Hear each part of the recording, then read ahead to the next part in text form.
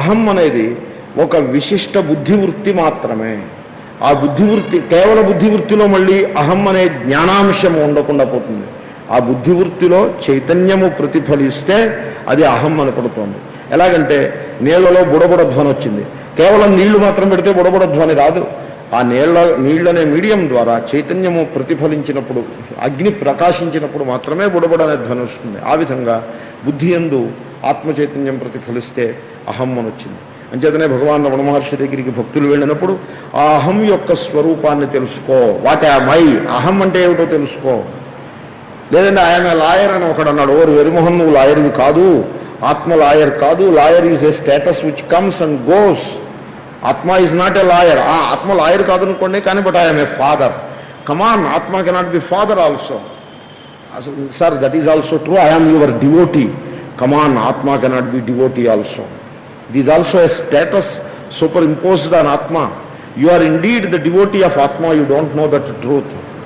You think that you are the devotee of some Narayana who is sitting elsewhere. Narayana is not sitting elsewhere. You are the devotee of that Atma only. You don't know that truth. So know it. అని రమణ మహర్షి బోధిస్తూ ఉండేవారు విద్యార్థులకి. వాటి అమ్మాయి తెలుసుకో. ఆయన ఉపదేశ సారము సద్దర్శనము. సద్దర్శనం అంటే సత్, ద ట్రూత్, దాన్ని దర్శించుట. ఆయన దాంట్లో బోధించిన తత్వం ఏమిటనుకుంటున్నారు? ఆత్మను బోధించారు. ఆత్మతత్వమే. అదేమిటండి, మేము దేవుడి గురించి చెప్పమంటే ఆత్మ గురించి చెప్తారు ఏమిటండి అంటే, ఓరు వెర్రివాడ, దేవుడు ఆత్మ కంటే భిన్నంగా లేడు. దేవుడు కనుక ఆత్మ కంటే భిన్నంగా ఉంటే దేవుడు జడం అయిపోతాడు, దృశ్యం అయిపోతాడు, వినాశ అయిపోతాడు. ఆత్మ కంటే అభిన్నంగా ఉన్న దేవుడు మాత్రమే చేతనుడై ఉంటాడు. శ్రీకృష్ణుడు ఢంకా బజాయించి చెప్పాడు, అహం ఆత్మ గుడాకేశ సర్వభూతాశయ స్థిత క్షేత్రజ్ఞంచాపి మాం విద్ధి సర్వక్షేత్రేషు భారత. సర్వక్షేత్రములలో క్షేత్రజ్ఞుడు అహం రూపంలో ఉన్నాడు. ఆ క్షేత్రజ్ఞుణ్ణి నీవు శోధన చేయి. క్షేత్రజ్ఞుణ్ణి శోధన చేస్తే దాంట్లో ఉండేటువంటి ఏ ఆత్మ చైతన్యము కలదో అది ఏ యథార్థమైనటువంటి ఆత్మస్వరూపము. భగవానుడు ఈ దేహంలో ప్రవేశించాడు అని శృతి చెప్తోందే, తత్సృష్ట్వా తదేవాను ప్రావిశత్. ఆ ప్రవేశము ఏ రూపంగా ప్రవేశించాడు అంటే అదిగో ఆ చైతన్య రూపంగా ప్రవేశించాడు. సినిమా అంతటా కూడా, సినిమాలో ఉండే క్యారెక్టర్స్ అన్నింటిలోకి ఆ బల్బు ప్రవేశించింది అంటే ఏ రూపంగా ప్రవేశించింది? కాంతి రూపంగా ప్రవేశించింది. ఆ కాంతి మీద మీరు అనేక క్యారెక్టర్స్ని, రోల్స్ని, రసాలని, శృంగారము, కరుణము, హాస్యము, రసాలని డైరెక్టర్ పాడు చేశాడని, డైరెక్టర్ అద్భుతంగా చేశాడని, ఆస్కార్ అవార్డ్స్ని, వీటినన్నింటినీ కూడా మీరు దాని మీద, ఆ కాంతి మీద అధ్యారోపణ చేస్తున్నారు. ఇవన్నీ నిజమేమో అనిపిస్తాయి. ఆస్కార్ అవార్డ్స్ చూస్తే, అమ్మ తెర మీద ఉన్న అంత అవార్డ్స్ ఉన్నాయి కదా, అంత అద్భుతంగా ఇచ్చారే, ఆ తెర మీద చూపించినవన్నీ నిజమే అని మీరు అనుకుంటే అది తెలివితేటలు అవుతుందండి. ఎంత గొప్ప అవార్డ్స్ ఇచ్చినా, ఎంత లక్షలు ఖర్చు పెట్టి అవార్డ్స్ ఇచ్చినా ఆ తెర మీద చూపించినంత మిథ్య కాదు, అది అసత్యం కాదు, అసత్యమే. అదేవిధంగా ఈ వ్యక్తిత్వాలకి, ఆత్మ చైతన్యముపై ఆరోపింపబడిన వివిధ పాత్రలకి ఎంత మహత్వము ఉందని మీరు భావించినా అదంతా కూడా మిథ్యారూపమే. మిథ్యారూపమైన మహత్వాన్ని ఉంచుకోవడంలో అభ్యంతరం ఏం లేదు. సినిమా మిథ్యా అని తెలిసిన తర్వాత ఆస్కార్ అవార్డ్స్ గురించి తెలుసుకోవడంలో అభ్యంతరం ఏం లేదు. Even I am anxiously waiting for Oscar awards nominations too. ఎప్పుడో tomorrow or day after I'm waiting for the Oscar awards nominations. ఎందుకంటే మన వాడు ఒకడు ఉన్నాడు అక్కడ, మనోజ్ శ్యామలన్ అని. Whether he is getting Oscar award or not, I want to know. So I know it is all మిథ్యా. Having known it becomes a privilege to me to know. Anyway, ఆ విధంగా ఈ రోల్స్ అన్నీ కూడా ఇవన్నీ మిథ్యారూపంలో అయినవి అనే సత్యం తెలిసిన తర్వాత ఆత్మ ప్రతిష్ఠితుడనైన నేను, ఆత్మయందు ప్రతిష్ఠితుడనై ఉండగా ఈ రోల్స్ అన్నింటినీ ప్లే చేయటము, ఇట్ బికమ్స్ ఎ ప్రివిలేజ్. ఒక విలాస్ అవుతుంది, ఒక లీల అవుతుంది. భగవానుని లీల అంటే ఆత్మ యొక్క లీలయే భగవానుని లీల. లీల అయినప్పుడు, లీల అవ్వాలి అంటే సత్య మిథ్యా వస్తు వివేకం ఉండాలి. ఆ వివేకం ఈ శ్లోకంలో చెప్తున్నారు. భజత స్వాత్మానం ప్రకటీకరోతి. సో ఈ అహమిత్యంత స్ఫురంతం సదా, హృదయంలో అహం రూపంలో సర్వదా ప్రకాశిస్తూ ఆ పరమేశ్వరుడు తన స్వరూపాన్ని చైతన్య రూపంగా ప్రకాశింపజేస్తున్నాడు. ఆయనయే దక్షిణామూర్తి రూపంగా మన ముందు కూర్చుని ఉన్నాడు. ఆయన ఈ మొత్తం సత్యాన్నంతని కూడా ఒక ముద్రలో చూపించినాడు.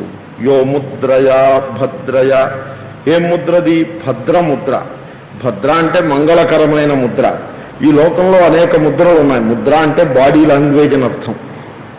మీకు బాడీ లాంగ్వేజ్ అంటే ఉదాహరణకి నేను నిన్ననో మొన్ననో అన్నాను, అమెరికాలో మోరార్లెస్ ఓకే అని, this is the body language. More or less okay అని నేను అన్నాను, వ్యాఖ్యానం. వాళ్ళ మోరార్లెస్ ఓకే అని అనరు. How is the health master, that is body language, more or less okay. హైదరాబాద్లో బాడీ లాంగ్వేజ్ ఒకటి, వీటన్నిటికీ ముద్రలు అని పేరు. హైదరాబాద్ బాడీ లాంగ్వేజ్ ఏమిటంటే, శనివారం మధ్యాహ్నం మీరు కనుక మలక్పేట రేస్ కోర్స్కి వెళ్ళదలుచుకుంటే ఆటో వాడు అలా వెళ్తూ అలా అంటాడు. అంటే మీరు కూడా అలా అంటే వచ్చేసి మిమ్మల్ని తీసుకుపోతాడు. మీరు బేరం ఆడక్కర్లేదు, ఏమీ చెప్పక్కర్లేదు. ఆటో వాళ్ళు, హైదరాబాద్ ఆటో వాళ్ళు అంత బుద్ధిమంతులుగా ప్రవర్తించే సందర్భం అది ఒక్కటే. ఇంకా మరెప్పుడూ కూడా వాళ్ళు మిమ్మల్ని అంత భద్రంగా తీసుకెళ్ళరు, అంత ఇబ్బంది లేకుండా చేయరు. వాడు ఇలా అంటాడు, మీరు ఇలా అంటే, నాకు తెలుసున్న రోజుల్లో 15 రూపాయలు రేస్ కోర్స్కి వెళ్ళిపోతుంది. నాకు తెలుసున్నా అంటే నేను I gather information, I don't go there. So that is body language. ఇటువంటి బాడీ లాంగ్వేజ్ని ఒకదాన్ని ఉపయోగించి, ముద్ర అంటే బాడీ లాంగ్వేజ్. ఈ ముద్రలు మన వాళ్ళు ఏది పడితే దాన్నే అలాగా ఎక్స్ట్రీమ్కి తీసుకుపోతూ ఉంటారు. ఎన్ని ముద్రలో ఎంత వ్యవహారం. ఆఖరికి ముద్రల్ని పట్టుకుని మళ్ళీ ఎగైన్ వాటర్ అంటే టవ్వర్లట్టుగా మంత్రం, తంత్రం, శాస్త్రం, జ్ఞానం, ఉపాసన, వాల్యూ స్ట్రక్చర్, సద్గుణములు వీటన్నింటినీ గాలి కుదిలిపెట్టేసి ముద్రలను పట్టుకుని ఉంటారు కొంతమంది. ఎప్పుడూ ముద్రలు వేస్తూ ఉంటారు, ఇలా ఇలా అంటూ ఉంటారు, ఏవేవో ముద్రలు చేస్తూ ఉంటారు. పూజ అంటే ముద్రలే. ఒక ఆయన 1 గంట సేపు పూజ చేశారు, నోటముడు ఒక్క మంత్రం ఉచ్చరించలేదు, గంటసేపు అలా ముద్రలు వేస్తూనే ఉండిపోయింది. అయ్యప్ప పడి పూజ చేశారు ఒక ఆయన, ఒక్క మంత్రం ఉచ్చరించకుండా. నేను అడిగాను, ఏమండి మహాత్మా, ఏదో ధూపమాఘ్రాపయామి అని ఏదో మాట అనకుండా అలా చేసేసారు ఏమిటండి అంటే, ఇది ముద్రలు అండి, ఇంక మీరేం మాట్లాడద్దన్నారు. సో అంత అక్కర్లేదు నిజానికి ముద్రలు. కొంతమంది ఏమన్నారంటే, ఒక ఆయన ఏమన్నారంటే, గాయత్రి మంత్రాన్ని ముద్ర లేకుండా చెప్పిస్తే వేస్తున్నారు ఆయన. నేను అన్నాను, అలా అనకంటే తప్పది. పెద్ద మహామహోపాధ్యాయ కొంపలు సుబ్రహ్మణ్య శాస్త్రి గారు, మహావిద్వాంసులందరూ కూడా ముద్రలతో సంబంధం లేకుండా గాయత్రి చేశారు, చేసుకోమని మాకు చెప్పారు. మేము ఈ ప్రశ్నని వారి దగ్గర లేవతీసినప్పుడు ఏం అక్కర్లేదు నాన్న, ముద్రలు అక్కర్లేకుండా చేసుకోమని సలహా చెప్పారు.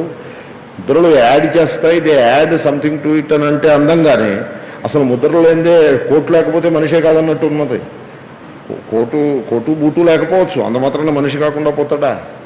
So anyway, the point is, Dakshinamurthy ఒక ముద్రను చూపిస్తాడు. మనకి బాగా అలవాటైన ముద్రలు 2 ఉన్నాయి. అభయ ముద్ర, నీకేం భయం లేదు నేనున్నా, వెంకటేశ్వర స్వామి. వరద ముద్ర, నేను నీకు ఇదిగో ధారపోసేస్తున్నా, నీకేం కావాలో నువ్వు అడగడమే తర్వాయి, దిస్ ఇస్ ది నల్లా ready open, I'm giving to you. అభయ ముద్ర, వరద ముద్ర. ఇది వెంకటేశ్వర స్వామి శోభ బాగానే ఉంటుంది. కానీ కొంతమంది మనవాళ్ళు కూడా కొంతమంది స్టేజీల మీద వినికే అభ్యంతరం లేదని ఈ ముద్రలు చూపిస్తూ ఉంటారు. మనం ఎప్పుడు కూడా ఆయన ముద్రను మనం కాన్ఫిస్కేట్ చేసేటువంటి, హైజాక్ చేసే ప్రయత్నం చేయకూడదు. ఆ ముద్ర వెంకటేశ్వర స్వామికి శోభిస్తుంది, కానీ మనం భక్తులుగా ఉండిపోవాలి, కానీ ఆ ముద్రను చూపించకూడదు, న్యాయం కాదు అది. ఎనీవే, ఆ విషయం అలాంటి పెట్టి దక్షిణామూర్తి ఒక ముద్రను చూపిస్తున్నాడు. అది ముద్ర. దీనికి చిన్ముద్ర అని పేరు. చిత్, మనం ఇప్పుడు మాట్లాడుతున్నది చిత్, ఆత్మ చైతన్యం గురించి మాట్లాడుతున్నాం. ఆ చైతన్యాన్ని బాడీ లాంగ్వేజ్తో బోధిస్తున్నాడు ఆయన. ముద్ర అంటే కొంతమంది అంటారు, ఇవన్నీ ఉపన్యాసాలు ఇవన్నీ ఎందుకంటే ముద్ర చాలు కదా అంటారు.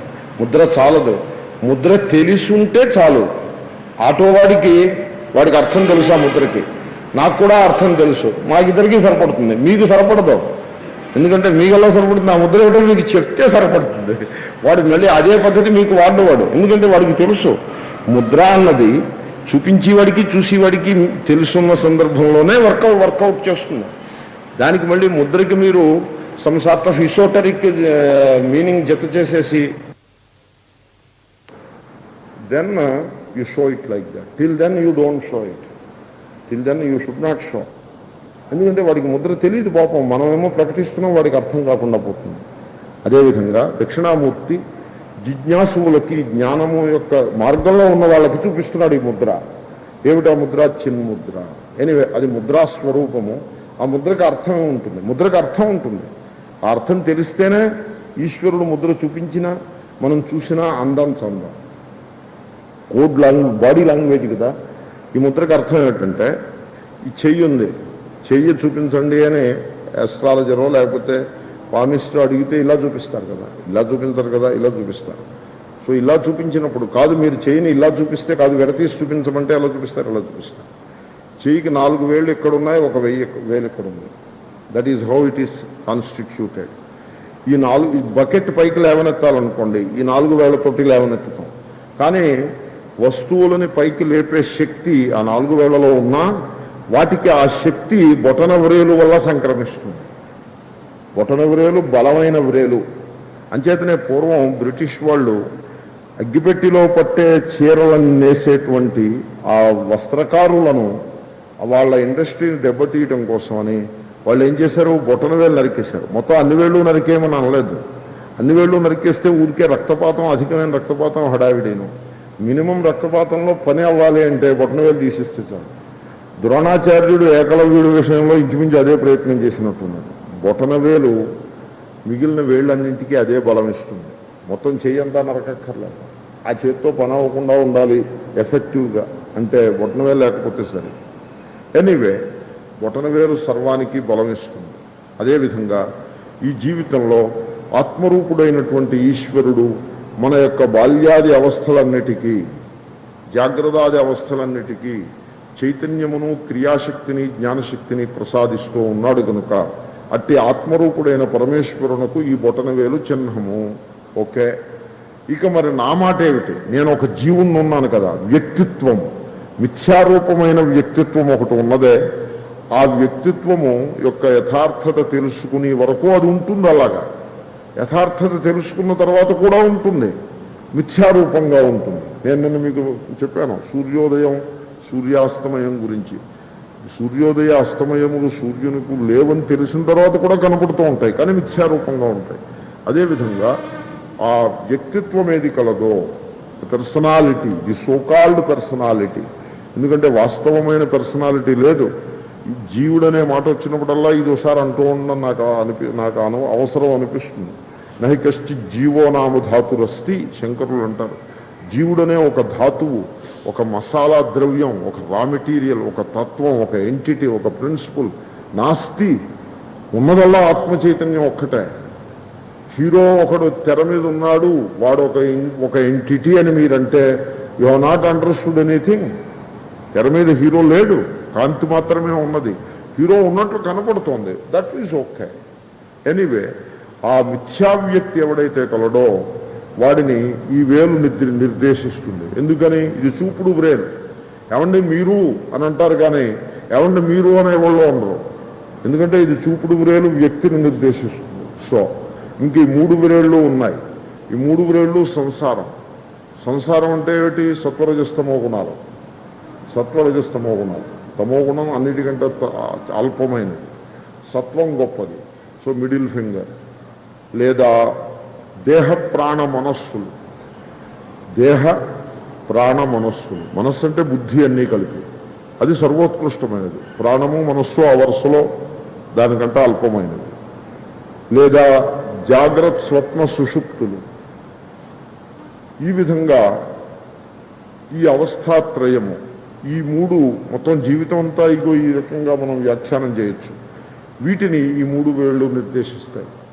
ఈ వ్యక్తి సత్యాన్ని, తన యొక్క స్వరూపభూతమైనటువంటి ఆత్మరూపుడైన ఈశ్వరుడు తన యొక్క స్వరూపము అనే సత్యాన్ని విస్మరించి సత్వరజస్తమో గుణాత్మకమైనటువంటి ప్రకృతి యొక్క మాయలో చిక్కుకుని ఉంటాడు అజ్ఞానం చేత. నానా నువ్వు అజ్ఞానం నుంచి బయటికి రా, నీ స్వరూపం ఈ ప్రకృతి మాయా కాదు, సినిమా తెర మీద కనపడే బొమ్మలు వాటి యొక్క స్వరూపం కాదు, నీ స్వరూపము చైతన్యము. నీవు నీ యొక్క వ్యక్తిత్వాన్ని ఆ పరమేశ్వరుని యందు విలీనం చేసేయి. జ్ఞాని అద్వేష్టా సర్వభూతానాం. సముద్రంలో నది విలీనమైనట్టుగా చేసేస్తే సర్కిల్ ఫార్మ్ అవుతుంది. Circle indicates no division. Straight lines, 2 straight lines ఉంటే both are parallel straight lines. నేనో స్ట్రైట్ లైను, దేవుడో స్ట్రైట్ లైను. దేవుడు ఎంత గొప్పవాడో నేను అంతే గొప్పవాడిని. What is my inferiority? Nothing like that. నేను చేతనుణ్ణి, దేవుడే చేతనుడు కదా. మమై వాంశో జీవలోకే జీవభూత సనాతన అని శ్రీకృష్ణుడు అన్నాడు. కాబట్టి ఎప్పుడైతే ఆ సర్కిల్లో యూనిటీ నిర్మాణమైనదో సర్కిల్కి బిగినింగు ఎండో ఉండవు. Circle is not two things, circle is one thing, that unity is established. తర్వాత స్ట్రైట్ లైన్ ఎప్పటికీ పూర్ణం కాదు, సర్కిల్ పూర్ణం. ఎంత చిన్న సర్కిల్ అయినా it is complete in itself. So పూర్ణత్వానికి చిహ్నము ఇది ఈ ముద్ర. ఈ ముద్రను చూసిన ఆయన ముద్ర చూపిస్తున్నాడు. ఈ ముద్ర చూసిన వెంటనే ఆయన మన నెత్తి మీద మొట్టిగా వేసి నీ స్వరూపం నువ్వు తెలుసుకో అని చెప్పినంతట అర్థం అది ముద్ర చూడగానే. అందుకోసం ఈశ్వరుణ్ణి దర్శనం చేయటం. వెంకటేశ్వర స్వామిని దర్శించడం ఎందుకు? నీవు నీ ధర్మాన్ని నువ్వు చేస్తూ ఉండు, నీకు నేను వరాలు ఇస్తాను, నీకు నేను భయం లేకుండా కాపాడుతాను, నీ ధర్మాన్ని నువ్వు మాత్రం విడిచిపెట్టకు అని ఆయన చెప్తున్నాడు ఆ చేతుల ద్వారా. మరి అంతకంటే ఆయన చెప్పలేడు, విగ్రహంలాగా అయిపోయి కూర్చుని ఉన్నాడు. లేదండి ఆ మాట ఆయన చెప్పేదాకా మేము పాటించము అంటే he can't help it. He is telling because body language he is using. కుక్క తోక ఆడిస్తుంది, it is a language, you should know that language, you know it. పిల్లి తోకను వచ్చి ఒంటికి రాస్తుంది, that is another language. Venkateswara Swami is telling something through this language. Dakshinamurthy is telling this. చైతన్యము నీ స్వరూపము, జాగ్రత్తాది అవస్థలు నీ స్వరూపం కాదు అని ఆయన లోకానికి బోధిస్తున్నాడు. అటువంటి దక్షిణామూర్తికి నమస్కారము. తర్వాత శ్లోకం అందాము. విశ్వం పశ్యతి కార్యకారణతయా స్వస్వామి సంబంధతః శిష్యాచార్యతయా తథైవ పితృపుత్రాది ఆత్మనా భేదతః స్వప్నే జాగ్రతి వా య ఏష పురుషః మాయా పరిభ్రామితః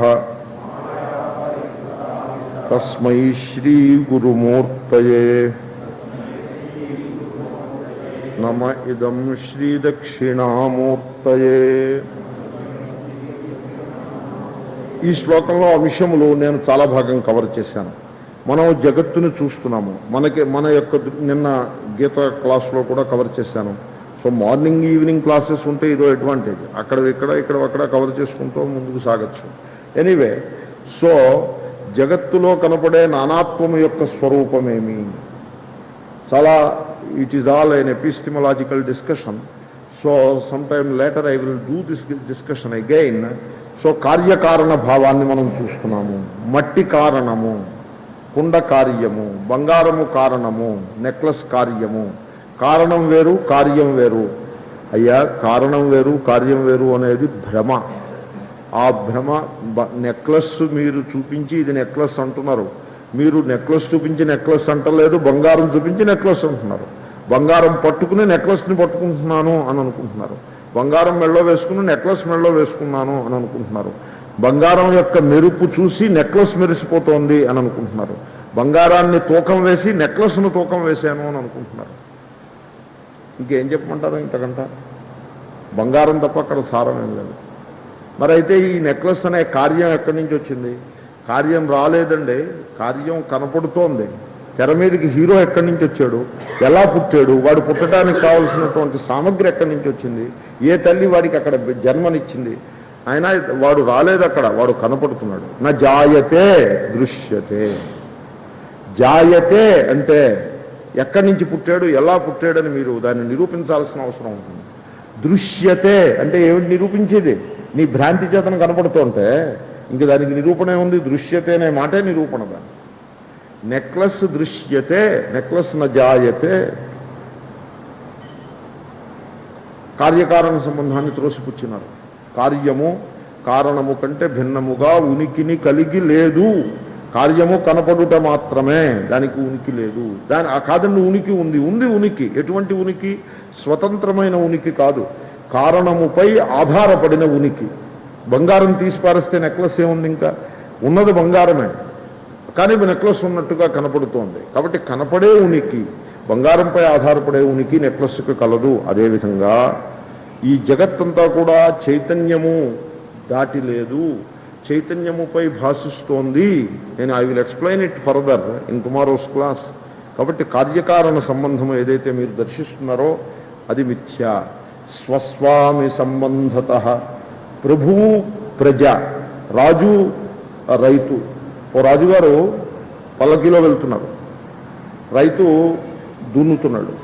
దున్నుతుంటే రాజుగారు వచ్చి ఆయన దిగి అసలు ఈ రైతుతో మాట్లాడదాం అనిపించింది. మినిస్టర్ గారు అప్పుడప్పుడు ప్రజల దగ్గరికి వచ్చినట్టుగా రైతు దగ్గరికి వచ్చి రైతుతో అన్నాడు, ఏమో నువ్వెవరో అన్నాడు. నేను రైతునండే అన్నాడు. నేనెవరో తెలుసునా? తెలియదు బాబాయ్, మీరే చెప్పండి. నేను రాజుని. నమస్కారం. సో నువ్వు రాజువి, నేను రైతుని అని రైతు అంగీకరించాడు. రాజు అంటాడు, నువ్వు రైతువి, నేను రాజుని. అవును బాబాయ్, నమస్కారం. అవును, మన ఇద్దరం చాలా విభిన్న స్థితుల్లో ఉన్నాం. Yes sir. అప్పుడు రాజు అంటాడు, నువ్వు నీ తలపాగా తీసేయమన్నాడు. భుజం మీద ఉన్నటువంటి ఆ మట్టి కొట్టుకుపోయిన కండువ తీసి పక్క పెట్టమన్నాడు. ఒక అండర్వేరు పంచ కట్టుకున్నాడు కదా, పంచి తీసి పక్కన పెట్టి అండర్వేరుతో నిలబడమన్నాడు. తాను కూడా అదే పని చేశాడు. ఇప్పుడు మన ఇద్దరం ఎవరన్నా అడిగాడు. సార్, ఇప్పుడు మన ఇద్దరం మనుషులు అండి అన్నాడు. మళ్ళీ అయితే నీ బట్టలు నువ్వు వేసేసుకో, ఎవరైనా చూస్తే బాగుండదు. తన బట్టలు తాను వేసేసుకున్నాడు. ఇప్పుడు ఏమిటి మనం ఏమిటన్నాడు. బాబాయ్, మీరు రాజు, నేను రైతు. స్వస్వామి సంబంధం అలా ఉంటుంది. మనుష్యులు కూడా, మనుష్యత్వం కూడా ఆత్మ చైతన్యముపై అధ్యారోపం మాత్రం, దేహంపై అధ్యారోపం. దేహము పంచభూతములపై అధ్యారోపం, పంచభూతములు మహత్తత్వంపై అధ్యారోపం, మహత్తత్వం ఆత్మ చైతన్యం బ్రహ్మపై అధ్యారోపం, బ్రహ్మ ఆత్మయే. సో స్వస్వామి సంబంధము, శిష్యాచార్య సంబంధము అర్జునుడికి శ్రీకృష్ణుడు బోధించాడు. ఏమిటి వాళ్ళిద్దరి మధ్యన ఉండే సంబంధం ఏమిటన్నారు అంటే, శ్రీకృష్ణ దేహావచ్ఛిన్న చైతన్యం అర్జున దేహావచ్ఛిన్న చైతన్యానికి బోధించింది అన్నారు. ఒక చైతన్యం ఇంకో చైతన్యానికి బోధించింది అన్నారు. అలా ఎక్కడైనా ఉంటుందా? ఉంటుంది. హీరో విలన్ అని కొట్టాడు తెర మీద. హీరో అవచ్ఛిన్న కాంతి విలన్ అవచ్ఛిన్న కాంతిని కొట్టింది అని అర్థం దానికి. అక్కడ హీరో విలన్ ఏం కొట్టేయలేదు యథార్థంగా. అదే మాయా అంటారు. మాయా అంటే ఉన్నట్లుగా కనపడుతుంది కానీ ఉండదు, చాలా విడ్డూరమైన విషయం. ఈ విధంగా పితృపుత్ర అనేటువంటి భేదంతో, పితృపుత్ర భేదం మరీ కల్పిత భేదం, అది దాంట్లో అసలే సారం లేదు. ఎనీవే, సో ఈ భేదములన్నీ మీరు దర్శిస్తున్నారే, ఈ భేదములు మాయ చేత దర్శిస్తున్నారు తప్పిస్తే, ఒకే ఒక పరబ్రహ్మతత్వమునందు మాయ చేత దర్శిస్తున్నారు తప్పిస్తే మరొకటి లేదు. ఈ భేద దర్శనమే సత్యమని ఎవడైతే అనుకుంటాడో వాడు ఆ మాయా చేతను పరిభ్రమింపజేస్తూ వాడు ఈ సంసారంలో పునరపి జననం పునరపి మరణం అలా పరిభ్రమిస్తూ పుణ్యం చేసుకుంటే స్వర్గానికి వెళ్ళొస్తాడు, పాపం చేసుకుంటే నరకానికి వెళ్ళొస్తాడు. అలా తిరుగుతూనే ఉంటాడు, వాడికి మోక్షం లేదు. కానీ ఎవడైతే తన యొక్క యథార్థ స్వరూపాన్ని, హే పరమేశ్వరాన్ని అనుగ్రహం చేత తెలుసుకుంటాడో వాడు జీవన్ముక్తుడవుతాడు. తస్మై శ్రీ గురుమూర్తయే నమ ఇదం శ్రీ దక్షిణామూర్తయే.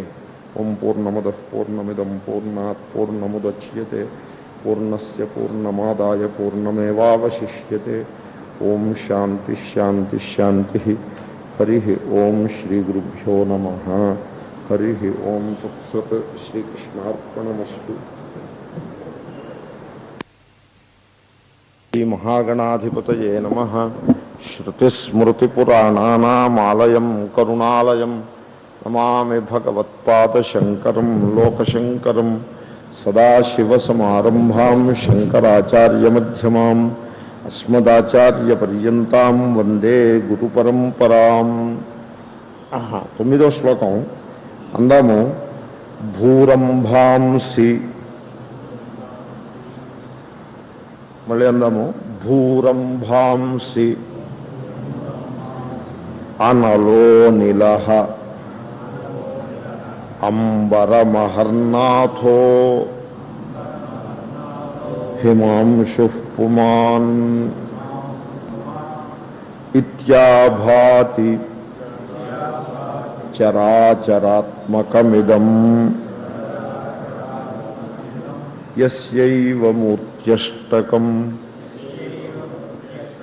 నాన్యత్కించన విద్యతే విమృశతాం యస్మాత్ పరస్మాద్విభోః తస్మై శ్రీ గురుమూర్తయే నమ ఇదం శ్రీ దక్షిణామూర్తయే. సుదర్శన్, నాకు ఒక పువ్వు తెచ్చిపెట్టండి. ఇంతకు ముందు 8 శ్లోకాలలో చెప్పిన జ్ఞానము ఏదైతే కలదో ఆ అద్వితీయ అఖండ ఆత్మ చైతన్యమునందు మాత్రమే సర్వజగత్తు అధ్యస్తమై ఉన్నది అనే జ్ఞానము, ఆ జ్ఞానము సర్వమానవులకు ఎందుకు లభించటం లేదు? మీరు రోడ్డు మీద వెళ్ళి మనిషిని పట్టుకుని అడిగినట్లయితే ద్వైతమే సత్యమని ఆయన అనుకుంటూ ఉంటాడు. కానీ ద్వైతమే సత్యము అనే విషయాన్ని అది చూడగానే అలా అనిపిస్తూ ఉంటుంది, జీవితం అలా ఆరంభం అవుతుంది, అలా జీవితాన్ని కొనసాగిస్తూ ఉంటాడు. కానీ ద్వైతమే సత్యమైన ఒక ఫిలాసఫీని, ఒక స్కూల్ ఆఫ్ థాట్ని నిర్మాణం చేసి ప్రచారం చేయడం, టు దట్ ఎక్స్టెంట్ సామాన్య మానవుడు యోగ్యుడి కిందే నా అభిప్రాయం. కానీ ద్వైతమే సత్యమనే భావంలో జీవిస్తూ ఉంటాడు. తార్కికులు మొదలైనటువంటి విద్వాంసులు, పెద్ద పెద్ద భృశంవాదిన మనం చూసాం, పెద్ద పెద్ద పండితులు బాగా వివిధ శాస్త్రములను అధ్యయనం చేసి వేదాలని కోట్ చేస్తూ, పైగా వేదాలని కోట్ చేస్తూ వేద మంత్రాలని ఒకదాని తర్వాత ఒకటి పుంఖానుపుంఖంగా జనాల మీద వెదజల్లుతో ద్వైతమే సత్యమని ప్రతిపాదించే ప్రయత్నం చేస్తారు. సో ఈ విధంగా ఎక్కడుంది లోపం, ఎక్కడ ఉన్నది? ఎందుకంటే వేదాన్ని గీతని కోట్ చేసి భేదాన్ని వైషమ్యాన్ని బోధించటం ఎలా కుదురుతుందో నాకు అర్థం కాదు. ఎందుకంటే వేదంలోకి వెళ్తే అద్వితీయత్వాన్ని, సమత్వాన్ని, గీత కూడా అంతే, ఆ సమత్వము అనేది ప్రతి అంశంలోనూ భగవానుడు సమత్వాన్ని తీసుకొచ్చే ప్రయత్నం చేస్తాడు. కాబట్టి ఈ ధర్మ గ్రంథములను ఆధారంగా చేసుకుని వైషమ్యమును, భేదమును నిలబెట్టడం ఎలా సాధ్యము? అయినా కూడా కొంతమంది ఆ ప్రయత్నం చేసేవాళ్ళు కూడా ఉన్నారు. భారతదేశంలో నేను ఆధ్యాత్మికతను బోధిస్తాను అని ముందుకొస్తే పూజ్య స్వామీజీ అంటారు, తలలు ఊపి వాళ్ళ యొక్క సంఖ్యకి కొదవలేదు అని అంటారు. సో ఎవడు ఏది చెప్పినా ఎవరో వాళ్ళు అవునండి అవునండి అని తల ఊపి వాళ్ళు ఎప్పుడో ఉంటూనే ఉంటారు. ఏమిటి ఈ రకమైన పరిస్థితికి కారణం ఏమిటి? సూర్యుని వలె ప్రకాశించే సత్యాన్ని మానవుడు ఎందుకోసం తెలుసుకోలేకపోతున్నాడు అనే ఒక ప్రశ్న వేసుకుని, దానికి కారణం ఏమంటే ఈశ్వరానుగ్రహము చాలకపోవుట మాత్రమే. ఒక జ్ఞాని యొక్క అనుగ్రహం మనకి కలిగి, జ్ఞాని యొక్క ఉపదేశాన్ని మనం తెలుసుకుని తద్వారా మనం జీవితాన్ని సరిదిద్దుకోవాలి అంటే దీనికి చాలా అనుగ్రహం కావాలి. ఒక లాటరీ తగిలిందనుకోండి, చాలా లక్ కావాలి. లక్ ఉందిరా బాబు, బస్సు దొరికితేనే అబ్బా we're very lucky, bus correct టైంకి దొరికిందని మనం అనుకుంటాం, ఇది సిటీ బస్సు దొరికితేనే. అలాంటిది సపోజ్ బస్సు స్టాండ్కి మీరు వెళ్ళగానే, విశాఖపట్నం వెళ్ళాలి, బస్సు స్టాండ్కి వెళ్ళగానే సూపర్ డీలక్స్ బస్సు అలా బయలుదేరుతో విశాఖపట్నం అంటూ ఉండగానే టక్కుమని మీరు లోపలికి దూరగానే తలపేసి వైజాగ్ వెళ్ళిపోయింది అనుకోండి, అబ్బా వాట్ ఏ లక్కీ సిచ్యువేషన్ అని అనుకుంటాం. లాటరీ అసలు తగలదు, ఎవరికి తగులుతుందో నాకు తెలియదు. జనరల్గా అలాంటి వాళ్ళు ఉంటారో ఉండరో నాకు తెలియదు. లాటరీ అంటే అది ఎవరికి తగిలిది కాదేమో అని నేను అనుకుంటున్నాను. ఒకవేళ తగిలితే వాడు చాలా అదృష్టవంతుడై ఉండాలి. కానీ వీటన్నిటికంటే యథార్థమైన అదృష్టము జ్ఞానము యొక్క స్వరూపము ఒక్క పిసరైనా తెలుసుకుని దాని యందు శ్రద్ధ కలిగి దానిని ముందుకు తీసుకుపోయేటువంటి విధంగా. అంటే వేదాంత జ్ఞానము గృహస్థ జీవనానికి లేకపోతే లౌకిక వ్యావహారిక జీవనానికి అది అడ్డొచ్చేది కాదు. వేదాంత జ్ఞానము గృహస్థ జీవనానికి లేకపోతే లౌకిక వ్యావహారిక జీవనానికి అది అడ్డొచ్చేది కాదు వేదాంత జ్ఞానం. అలా అనుకుంటారు కొంతమంది. అలాగేమీ కాదు. మనం ఏ స్థానంలో ఉన్నామో ఆ స్థానంలో ఉండి మన యొక్క నిత్యకృత్య జీవితాన్ని గడుపుతూ వేదాంత జ్ఞానాన్ని ఆధారంగా చేసుకుని మరింత ఆనందంగా, సుఖంగా, ఉత్సాహంగా ఒక పర్పస్ తోటి జీవితాన్ని గడపటానికి వేదాంతం సహకరిస్తుంది. సో వేదాంతము ఒక హయ్యర్ లెవెల్ సైకాలజీ అది. కాబట్టి ఈ సత్యాన్ని తెలిసి కూడా మానవులు దాన్ని పొందలేకపోతారు, దాని దగ్గరికి వెళ్ళలేకపోతారు. కొంతమంది దాని దగ్గరికి వచ్చి దాని స్వరూపాన్ని కొద్దో గొప్ప రుచిని చూసి కూడా ఇతర వ్యామోహాల్లో పడిపోయి ఏవో అత్యంత అల్పమైనటువంటి విషయం కోసం దీనిని విడిచిపెట్టి ఇంకో దాన్ని వెంటపోతారు. నా దగ్గరికి విద్యార్థి వచ్చేవారు, చాలా రెగ్యులర్గా వచ్చి సంస్కృతము గీతాది చదువుకుంటున్నాడు. ఈ లోపల గృహస్థు మధ్య వయస్కుడు అతను. ఈ లోపల సడన్గా రావటం మానేశాడు. ఏమంటే ఎప్పుడో 2 నెలల తర్వాత కనపడితే ఏమిటి రావడం మానేశారు ఏమిటి అని నేను మాట జనరల్గా నేను అంత మాత్రం ప్రశ్న కూడా నేను అడగను. ఎందుకునో అడిగాను ఆ వేళ.